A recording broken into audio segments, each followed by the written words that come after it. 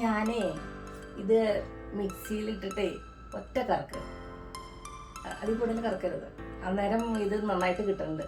ഈ കൈ കൊണ്ട് ഇങ്ങനെ ഞെരടിക്കൊണ്ടിരിക്കാൻ ഭയങ്കര പാടാണ്. ഇവിടെ ഒരു സ്പെഷ്യൽ സാധനം ഉണ്ടാക്കിയതാ, ഉണങ്ങിയ പഴം. അത് ഉണങ്ങിയെന്ന് വെച്ചിട്ടുണ്ടെങ്കിൽ അത് കുഴപ്പമൊന്നുമില്ലായിരുന്നു. അത് ശരിയാക്കി, നല്ല അടിപൊളിയാക്കി, നല്ല നല്ലതായിരുന്നു. ഹലോ ഗായ്സ്, ഇതാണ് സ്പൂൺ പഴംപൊരി. ഇതെങ്ങനെയാ ഉണ്ടാക്കണമെന്ന് നമുക്ക് നോക്കാം. ഇന്ന് ഞാനിപ്പോൾ ജോലി കഴിഞ്ഞ് വന്നതാണ്. അപ്പം ചായക്ക് എന്തെങ്കിലും ഒരു സ്നാക്ക് ഉണ്ടാക്കിയേക്കാം, ചായ കുടിക്കാൻ. ഇന്ന് 2 ഏത്തപ്പഴം ഇവിടെ ഇരിക്കുന്നുണ്ട്, പക്ഷേ അത് അത്ര ഒത്തിരി പഴുത്തിട്ടുമില്ല. എന്നാൽ പിന്നെ ഞാൻ വിചാരിച്ചു ഇതുകൊണ്ടൊരു സ്പൂൺ പഴംപൊരി ഉണ്ടാക്കിയേക്കാം. ഇപ്പോഴത്തെ വൈറലായിട്ടുള്ള ഒരു റെസിപ്പി ഞാൻ കണ്ടു, അപ്പം അതൊന്ന് ട്രൈ ചെയ്യാൻ നോക്കും. സ്പൂൺ പഴംപൊരി പെട്ടെന്ന് ഉണ്ടാക്കാവുന്ന ഒരു റെസിപ്പി. അപ്പം ഈ പഴം കട്ട് ചെയ്തിട്ട് സ്പൂൺ കൊണ്ട് ഇങ്ങനെ നന്നായിട്ടങ്ങ് ഞെരടി എടുത്തിട്ട് വേണം നമ്മുടെ ശർക്കര അത് പൊടിച്ചെടുക്കണം.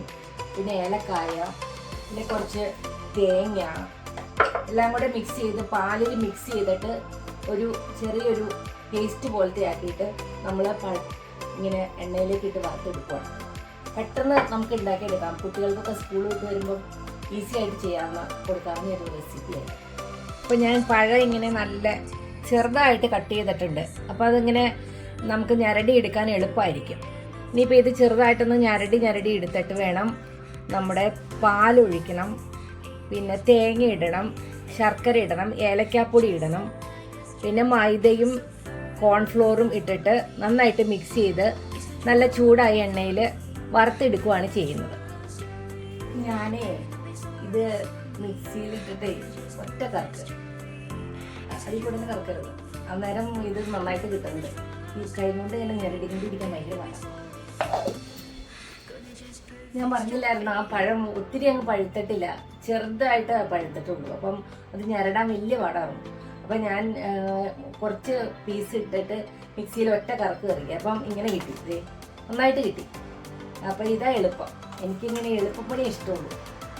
ഞാൻ ഈ ബൗളിലേക്ക് മാറ്റട്ടെ കേട്ടോ.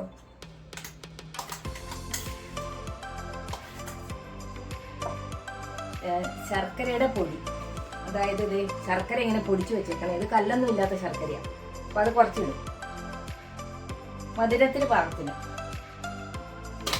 പിന്നെ ഞാൻ ഏകദേശം 1 ടേബിൾ സ്പൂൺ 2 ടേബിൾ സ്പൂൺ തേങ്ങ ഇടുന്നു. തേങ്ങയും ശർക്കരയും നല്ല കോമ്പിനേഷൻ അല്ലേ. പിന്നെ കുറച്ച് ഏലക്ക, അത് ഞാൻ പൊടിച്ചു വെച്ചിട്ടുണ്ട്, ഒരു 1/4 ടീസ്പൂൺ. പിന്നെ വേണ്ടത് എള്ളാട്ടോ. എള്ളിട്ടാൽ നല്ലതാണ്. നമ്മളിങ്ങനെ വറക്കുന്ന സാധനങ്ങളിൽ എല്ലാത്തിലും എള്ളിടുമല്ലോ, 1 ടീസ്പൂൺ എള്ളിട്ടു. എള്ള ഇടയ്ക്കൊന്ന് കടിക്കാൻ കിട്ടണം, നല്ലതല്ലേ. പിന്നെ നമുക്ക് പാലൊഴിക്കാം. പാലൊഴിച്ച് ഇങ്ങനെ നന്നായിട്ടൊന്ന് മിക്സ് ചെയ്യും.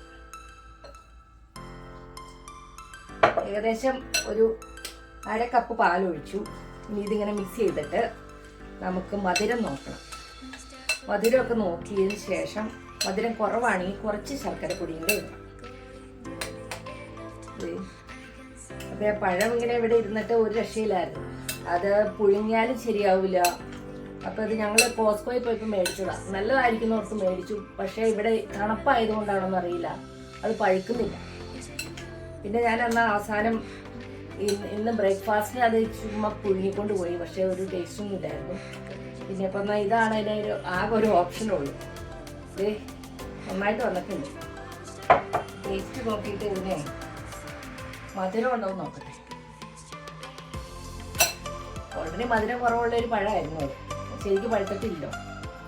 കുറച്ച് ശർക്കരയും കൂടെ ഇടാം. ഒരു നുള്ളു ഉപ്പിടും കേട്ടോ. ഈ മധുര വെള്ളത്തിന് എല്ലാത്തിനും ഇങ്ങനെ നമ്മൾ ഒരു നുള്ളു ഉപ്പിടും. ഇനി 1 ടീസ്പൂൺ മൈദമാവും 1 ടീസ്പൂൺ കോൺഫ്ലോറും ആണ് ഇടുന്നത്.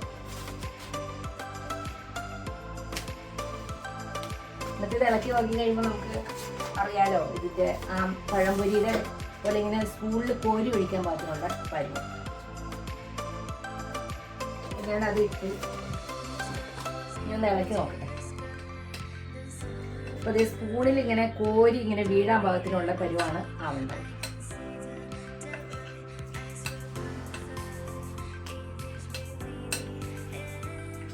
പഴംപൊരി എല്ലാവരുടെയും ഒരു ഫേവറേറ്റ് അല്ലേ. ഇങ്ങനെ വീഴണം. അപ്പം ഇനി നമുക്ക് ചൂടായ എണ്ണയിലേക്ക് ഇതിട്ടിട്ട് നമ്മുടെ പഴംപൊരി, സ്പൂൺ പഴംപൊരിയുടെ മിക്സ് നന്നായിട്ട് റെഡി ആയിട്ടുണ്ട്. ഇത് കണ്ടോ, ഇതുപോലെ വീഴണം. ഇനി ചൂടായ എണ്ണയിലേക്ക് ഇത് ഓരോ സ്പൂണായിട്ട് കോരി ഒഴിച്ചിട്ട് നമുക്ക് വറുത്തെടുക്കാം. കുറച്ച് മഞ്ഞൾപ്പൊടിയും കൂടെ ഇട്ട് കൊടുക്കണം, എന്നാലേ നല്ലൊരു കളർ കിട്ടുള്ളൂ പഴംപൊരിക്ക്.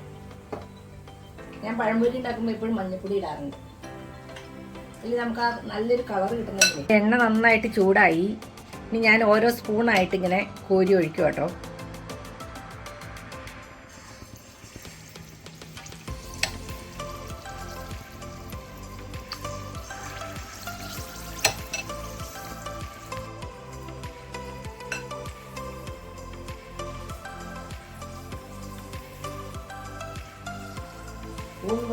പഴംപൊരി അടിപൊളിയായിട്ട് തന്നെയുണ്ട്. നമ്മൾ ഇതിനകത്ത് ശർക്കര, തേങ്ങ എല്ലാം നല്ല സാധനങ്ങളാണ് ചേർത്തേക്കുന്നത്. ഇത് ഞാനിനി ഇതൊന്ന് മറിച്ചിടുക. ഇത് മറിച്ചിട്ടിട്ട് ഇത് കുറച്ച് നേരം കൂടെ കഴിയുമ്പോൾ ഇതാവും. നല്ല ഭംഗിയായിട്ട് കിട്ടിയിട്ടുണ്ട്. ഇനി ഞാൻ അടുത്ത ബാച്ചും കൂടെ ഇടട്ടെ.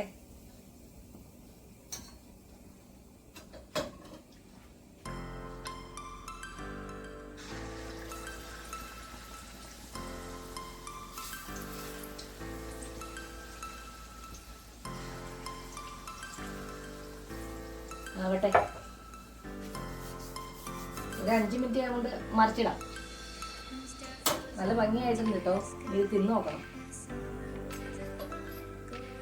ഞാനിവിടെ പേപ്പർ ടൗളിൽ വെക്കുക, എണ്ണയൊക്കെ വരികട്ടെ. ഇതിപ്പോൾ ഒരു സൈഡായി. ഇനി ഞാനിത് മറിച്ചെടുക്കട്ടെ. ഇതായിട്ടുണ്ട്, കണ്ടില്ലേ, നല്ല ബോള് പോലെ ഇരിക്കണേ നമ്മുടെ സ്പൂൺ പഴംപൊരി.